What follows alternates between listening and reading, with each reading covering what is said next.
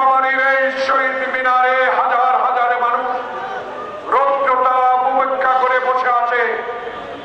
একটি কারণ, আমার নেতা তারেক রহমান বলেছে বাংলাদেশে হাসিনার মৃত ব্যক্তির ভোট আর চাই না। দিনের ভোট দিনে চাই, রাতে চাই না। আয়নাঘর আর চাই না। টিভি হারুনের অত্যাচার আর চাই না।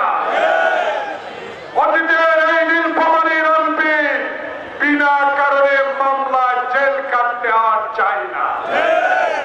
তাই আমার নেতা তারেক রহমান এই সরকারকে স্পষ্ট করে বলে দিয়েছে, শুধু জুলাই আগস্টের বিপ্লব নয়, 16 বছর আমার সামনে বসা এই নীলফামারীর লোকগুলা রাস্তায় থেকে আন্দোলন করে স্বৈরাচারিণী শেখ হাসিনার বিরুদ্ধে আমরা মিছিল করেছি, আমরা হরতাল করেছি, আমরা অবরোধ করেছি।